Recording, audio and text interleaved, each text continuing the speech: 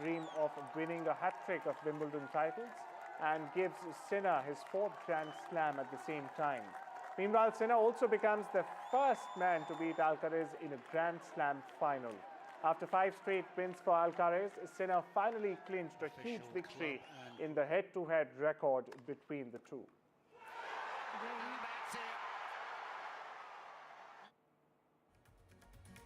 Well, that's all we have for you today, but news continues here on NDTV.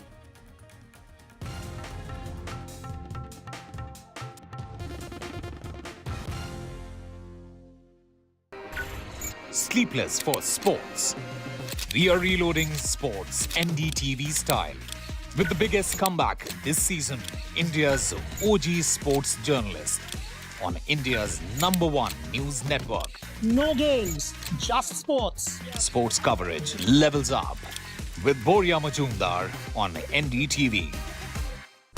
When facts are fragmented, we put the pieces together. Where power collides with truth, we are there.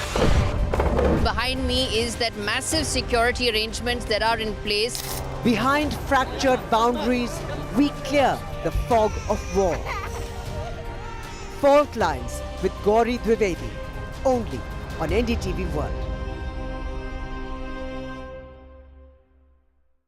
In today's interconnected world, India's voice is more crucial than ever. When India speaks, the world listens. At NDTV World, we are that voice, bringing you intelligent and insightful news from India and beyond. From geopolitics and diplomacy to economic shifts, migrations, tech disruptions, and the stories of our diaspora. We cover the news that shapes our global future. NDTV World, your new home for global news, is here. From interesting tech startups to industry-leading companies, politics, sports, culture, curry, cricket. Oh, there's so much to talk about. Like me, if you too thrive on interesting conversations, this is a show you cannot miss. Watch this space to know more about all matters and all people that make Britain what it is today. Out of Britain, with me, Radhika Iyer.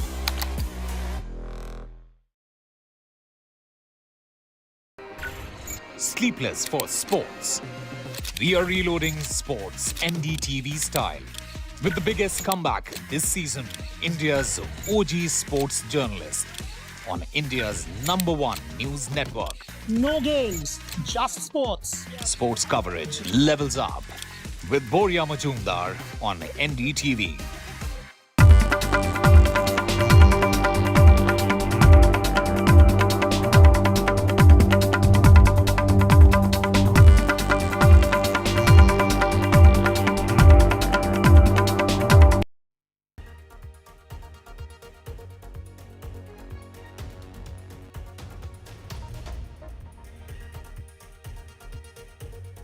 Thanks for staying with NDTV. This is World 24/7 with me, Arjun Samad Mahindran. And here are your global talking points for the day ahead. US President Trump to make major statement on Russia, eyes 500% tariffs on India over Russian oil imports, proposes bill threatening to impose 500% tariff on India. Heavy rains in Texas spot search efforts for flood victims. Texas flash floods, at least 132 killed, over 160 still remain missing. EM Jaishankar heads to China for SCO's foreign ministers meet. Jaishankar to hold key talks with China's Wang Yi. Indian space heroes homecoming, Shubhanshu's last day at ISS, Dragon spacecraft to undock today.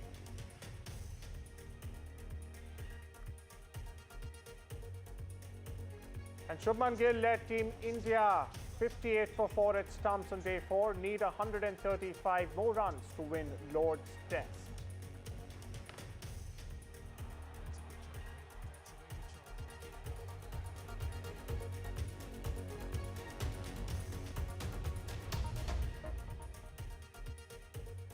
And on to our top focus this Monday morning on World 24/7 viewers, where US President Donald Trump has in fact announced tariffs of 30% against the European Union and Mexico. That's correct. Trump announced the tariffs on two of the United States' biggest trade partners in letters posted on his social media account. Now, in his letter to Mexico's leader, Trump acknowledged that the country has been helpful in stemming the flow of undocumented migrants and fentanyl into the United States.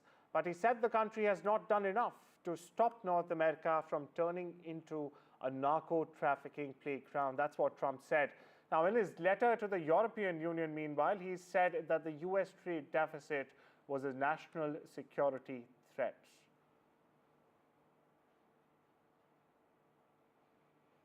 Shifting focus, where NATO Chief Mark Rutte will visit Washington, D.C. on the 14th and the 15th of July, where he will meet U.S. President Donald Trump, Secretary of State Marco Rubio, and Secretary of Defense Pete Hegseth as well. Now, NATO has said this in a press release. The press release, however, did not give an immediate reason for Rutte's visit, but Trump said in a recent interview with the NBC News that the U.S. would be willing to supply weapons to Ukraine via NATO. This report, meanwhile, brings you the latest. 48 hours after Russia launched its largest drone attack on Ukraine since the beginning of its invasion, in a major shift, the United States is stepping up its support for Ukraine, aligning more closely with NATO allies as Russia's war intensifies. President Donald Trump, who had earlier paused direct military aid, said that the United States is selling weapons to its NATO allies in Europe so that they can provide them to Ukraine, as it struggles to fend off a recent escalation in Russia's drone and missile attacks. Washington's new approach involves selling arms to NATO countries, who will then transfer them swiftly to Ukraine. The strategy aims to bypass delays and boost Ukrainian defenses against relentless Russian missile and drone attacks. The change in US approach completely aligns with European Union, which has been providing financial and military aid to Ukraine to fight this war. I can announce €1 billion payment in macro-financial support, dear Vladimir.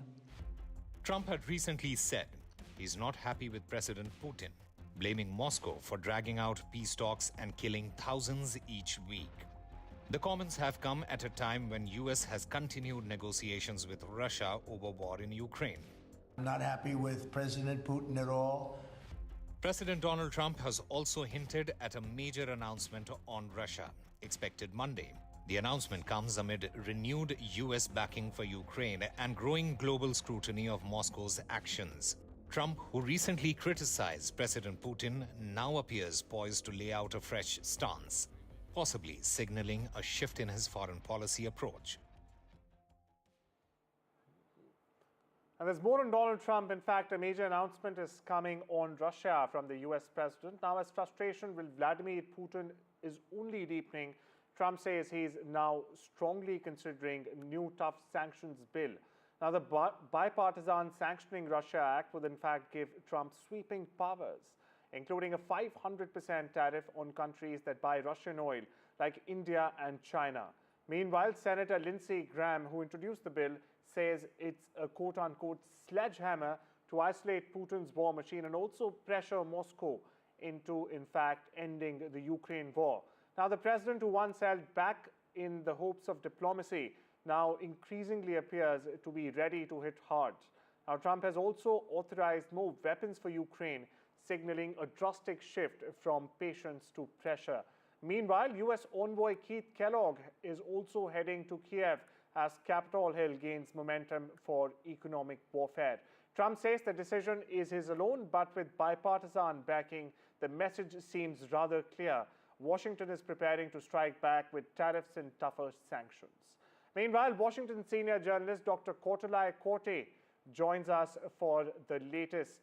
Dr. Korte, if you can hear me, how might a 500% tariff, as the U.S. is saying, on countries like India and China also impact global trade dynamic and, of course, the U.S. inflation? Well, thank you for having me. This is a major development. As you mentioned before, this is bipartisan legislation. Look, Washington, D.C. has been quite polarized since President Trump's return to office. And so to see 85 co sponsors of this bill across the aisle, that is a big deal. It is hopefully projecting a moment of unity from the United States Congress to the world. But this could have catastrophic effects, not just on the Russian economy, but on the economy of a lot of folks that benefit from Russian energy. It is a sledgehammer. That is how Senator Lindsey Graham and Senator Blumenthal describe it. It is a sledgehammer. It's a tool for President Trump. He says he is strongly considering it.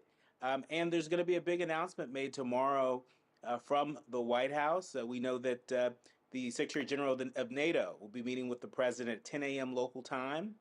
And you better believe everybody's going to be on the edge of their seat, waiting to hear what they have to share. But let me also just add that this past week, the president met with a number of African leaders. I was at the White House to cover that.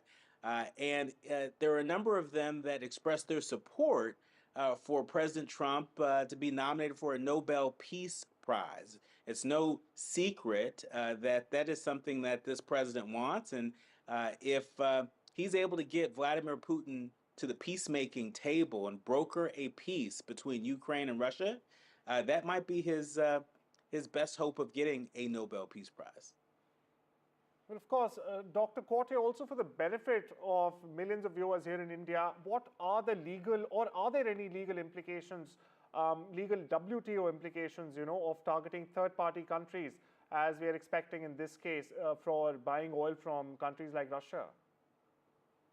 So the finishing touches on the bill are not complete yet. There are still, as I understand it, at this hour, a few sticking points, particularly related to congressional oversight. The president wants the power to unilaterally exercise this tool should he deem it appropriate. And so we don't quite have the answer to that question yet, but folks are following this closely. The details matter here, and we'll be keeping our eye on that in the hours and days to come. Well, thank you so much for taking out the time. And of course, we'll be following this story very closely. Now, shifting focus, External Affairs Minister S. Jaishankar will be in China today, marking his first official visit there in 5 years. That's correct. He's attending the Shanghai Cooperation Organization's key foreign ministers meeting in Tianjin, happening today and tomorrow on the 14th and the 15th of July for perspective. But before that, Jaishankar held bilateral talks with his Chinese counterpart Wang Yi in Beijing. Tensions have lingered since the 2020 Galwan clash, but both sides are now reviving dialogue. Wang Yi is also expected to visit India later this year, or later this month rather, for boundary talks with NSA Ajit Doval. On the agenda, well, border issues, rare earth supply, Dalai Lama's succession, and of course, restoring direct flights. India says progress is being made, but normalization will still take time.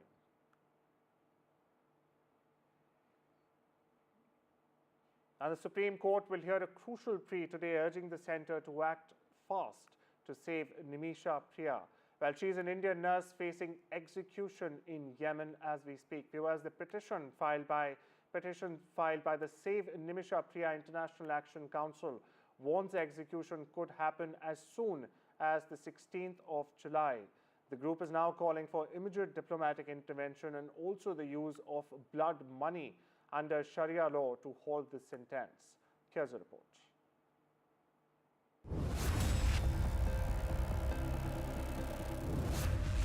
An alleged act of self-defense, leaving an Indian nurse moments away from the noose. The clock has run out on 37-year-old Nimisha Priya, and her desperate family is pleading for a last-minute reprieve. Priya from Kerala's Palakkad district was convicted of murdering a Yemeni man, a business partner, in 2018. Since her conviction, the Indian government has been negotiating for her release. Born to a family of daily wage laborers, Priya moved to Yemen in 2008. hoping for a better life. In 2014, she opened a clinic with Yemeni national Talal Abdul Mehdi. Following months of physical and sexual abuse, Nimisha allegedly injecting him with sedatives during a fight over her passport. However, the dose proved fatal. Last year, Yemen's Supreme Court then upheld her death sentence. A narrow possibility for clemency remains through the payment of diya or blood money to the victim's family. The Indian government is doing all it can, working with Yemeni officials, offering roughly rupees 8.5 crore. However, talks broke down last year. After the Supreme Court order from Yemen, the only remaining option to save Nimisha Priya from execution in Yemen is if the family of the deceased, Talal Abdul Mehdi, to accept the blood money under Yemeni law. This is now the sole remedy available. Set to hang on July 16th, her family, the Ministry of External Affairs and supporters are making a final push, hoping it's not too late. Bureau Report, NDTV.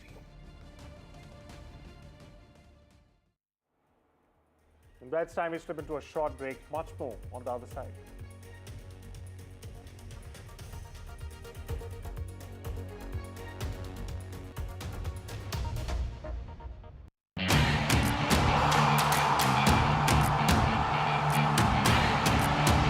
Some say sport is a matter of life and death. The truth is, it is far more serious than that. Sport is about ecstasy and agony, about pain and suffering, about joy and much more. Some say there's no one better to tell these stories. So here I am. Join me, Boria Majumdar, on India's #1 news network.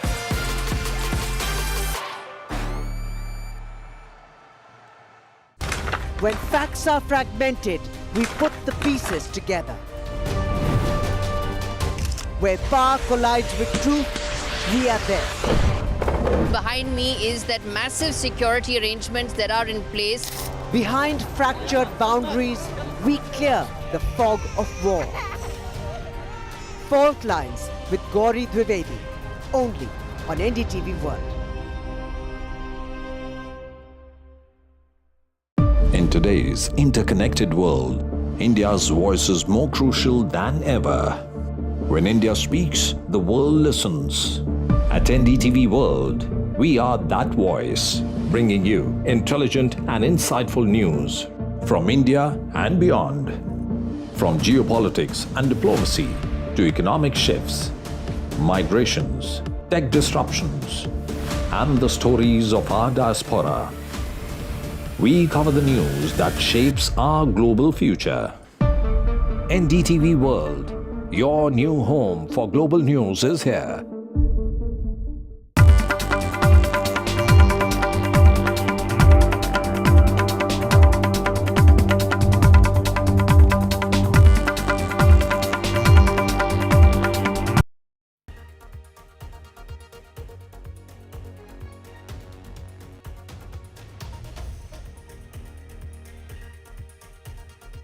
The UK experienced the final day of the latest heat wave to reach the British Isles, with parts of England, Scotland and also Wales all reaching 30 degrees Celsius on Sunday. Now, temperatures were slightly lower than Saturday's peak, while a cooler change in forecast to arrive on Monday, bringing heavy spells of rain, in fact, for many areas, according to UK's Met Office. Amber heat health alerts remain in place across central and southern England overnight, but will end on Monday morning, as will an extreme wildfire warning for most of Scotland. Meanwhile, more heavy rains in Texas on Sunday temporarily paused a week-long search for victims of the catastrophic flooding along the Guadalupe River and led to, in fact, dozens of high-water rescues elsewhere as storms damaged homes, stranded motorists, and also pushed some residents under evacuation orders. It was the first time a new round of severe weather had, in fact, paused the search since the July 4th holiday floods, which killed at least 132 people, as we know. Authorities believe more than 160 people may still be missing in Kerr County alone, and 10 more, in fact, in neighboring areas. More from Texas. I'm in the city of Kerrville in Kerr County, Texas, where, as you can see, the rain is coming down again. There is a flood warning in effect for this area. The National Weather Service has said that the Guadalupe River, which is behind me, could rise to about 15 feet up the road in the town of Hunt. That would result in moderate flooding, they said, and they mentioned that at least one bridge could wind up underwater as a result during that time. The fire department has said that they are suspending search and rescue operations at this time due to the flooding. They've asked anyone who has any kind of equipment down near the river to remove it. I've received 2 emergency alerts this morning. One came at about 7:50, right when the rain began in this area.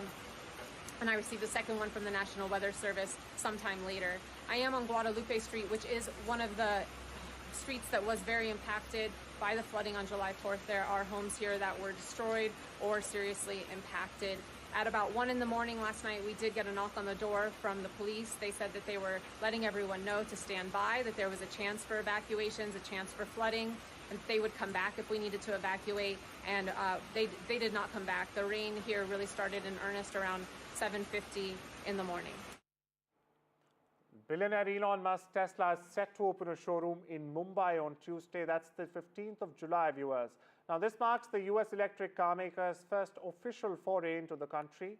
The 1.5-hour launch event for the Tesla Experience Center will take place at the Maker Maxcity Mall in the Bandra Kurla complex. Now, along with the showroom display, which will feature the company's cars, Tesla is also likely to officially launch direct sales to Indian customers. My colleague Charu gets the latest from the Maximum City for you. It's finally official. Tesla Inc. is coming to India with its first showroom, that too in the business capital of the country, Mumbai, and it's going to be situated right here in Maker Maxcity near Geo World Drive in Bandra Kurla complex. Now, we must also understand that this is a story that was broken by NDTV Profit few months back, where we told our viewers that Musk-led Tesla is going to be coming to BKC in area that is being rented for a security deposit of over 2 crore rupees and a monthly rent of over 35 lakh rupees, and this is going to annually increase by 5%.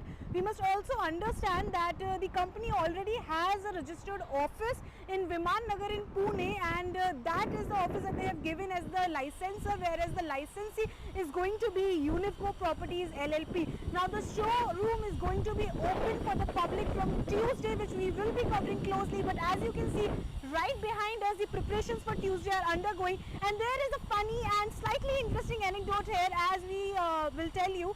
Apple's showroom is also right near this building, in the building right adjacent to Maker Maxcity, which is, Geo World Drive's building. And as per several reports that we came out in the previous months, we must also understand that Apple was not very keen on having Tesla as its neighbor. So let's see how the comradeship rolls out. Let's see how excited the people are. Let's see how the showroom develops and how the other developments roll out further.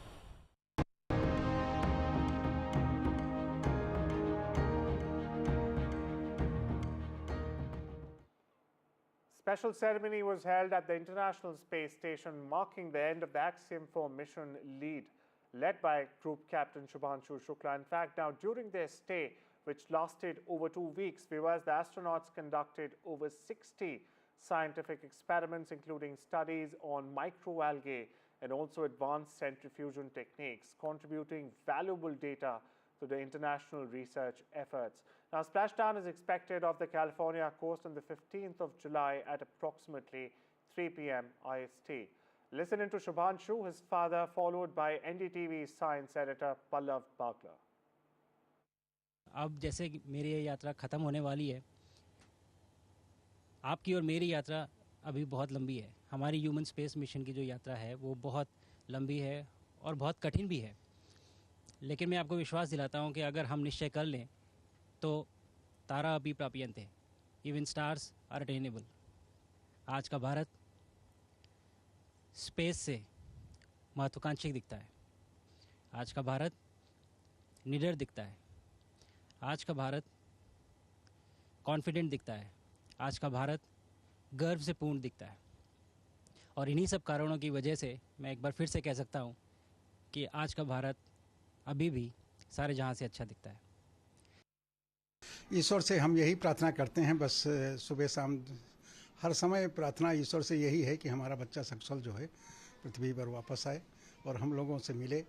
हमारे लिए यही बहुत बड़ा खुशी का वो त्यौहार समझो हमारे लिए है, बहुत बड़ा हमारे लिए दिन है ये। बच्चा हमारा सकुशल आएगा तो हमसे मिलेगा, उसको बधाई देंगे कि मतलब तुम्हारा मिशन पूरा हो गया। हम लोग बहुत खुश हैं और उसके लिए जो है बहुत हम लोग मतलब ये है कि अपने को भी गौरवान्वित बहुत महसूस करते हैं कि हमारे बच्चे ने इतना बड़ा काम किया है और दिल से उसको दुआएं देंगे कि मतलब बहुत बड़ा काम उसने किया है। ये हमारे लिए बहुत ही गौरवान्वित करने वाला दिन है। Group Captain Subhanshu Shukla from space said that India looks confident, India looks nidar, India looks mahatwakankshi, and he repeated that famous phrase which Wing Commander Rakesh Sharma said, which is that India looks glorious from space. Bharat अभी भी सारे जहां से अच्छा दिखता है. These were the words Group Captain Subhanshu Shukla said in his farewell speech from the International Space Station. Weather permitting, Group Captain Subhanshu Shukla will depart from the International Space Station on Monday afternoon, and then on Tuesday he will splash down or land near the coast of California in America. Group Captain Subhanshu Shukla is India's first astronaut to visit the International Space Station, and he flew to the International Space Station on June 25th using the Falcon 9 Crew Dragon, and the Dragon he subsequently named as Grace. Since June 25th, Captain Subhanshu Shukla has been at the International Space Station. Initially, he was a little space sick, but then now we can see him smiling, and they also shared a farewell feast at the International Space Station. Well, a small aircraft crashed at London's Southend Airport on England's southeast coast on Sunday afternoon, triggering a large-scale emergency response and flight cancellations as well. Now, the London Southend Airport will remain closed until further notice, and there has been no confirmation on the number of Watch the casualties. explosion, boys. Watch the explosion.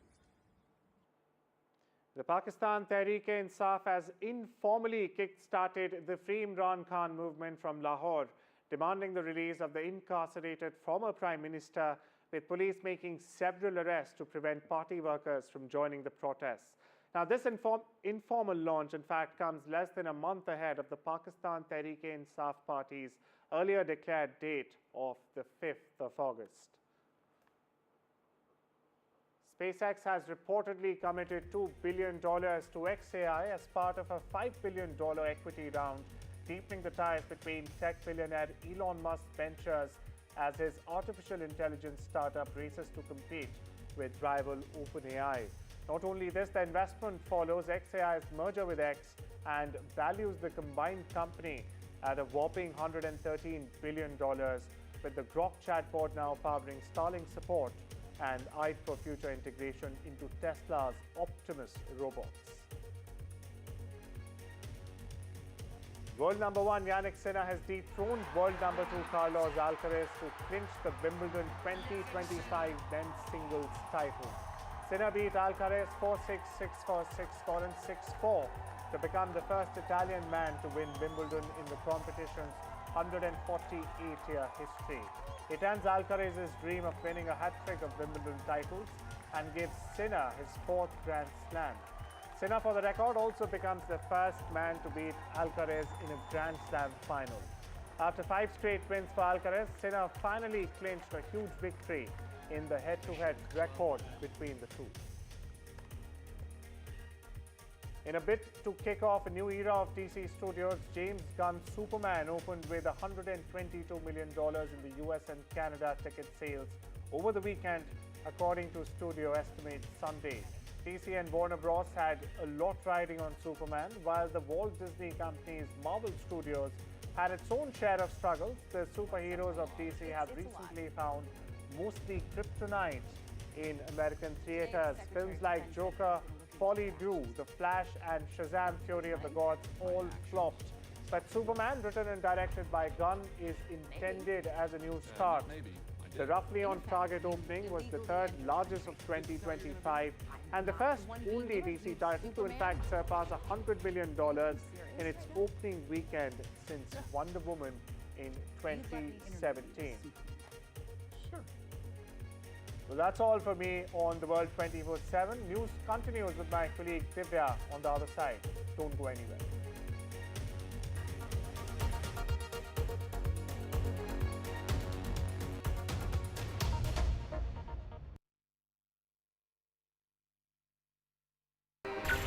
Sleepless for sports. We are reloading sports NDTV style. With the biggest comeback this season, India's OG sports journalist on India's #1 news network. No games, just sports. Sports coverage levels up with Boria Majumdar on NDTV. When facts are fragmented, we put the pieces together. Where power collides with truth, we are there. Behind me is that massive security arrangements that are in place. Behind fractured boundaries, we clear the fog of war. Fault lines with Gauri Dwivedi, only on NDTV World. In today's interconnected world, India's voice is more crucial than ever. When India speaks, the world listens. At NDTV World, we are that voice, bringing you intelligent and insightful news from India and beyond. From geopolitics and diplomacy to economic shifts, migrations, tech disruptions, and the stories of our diaspora. We cover the news that shapes our global future. NDTV World, your new home for global news is here. From interesting tech startups to industry-leading companies, politics, sports, culture, curry, cricket. Oh, there's so much to talk about. Like me, if you too thrive on interesting conversations, this is a show you cannot miss. Watch this space to know more about all matters and all people that make Britain what it is today. Out of Britain, with me, Radhika Iyer.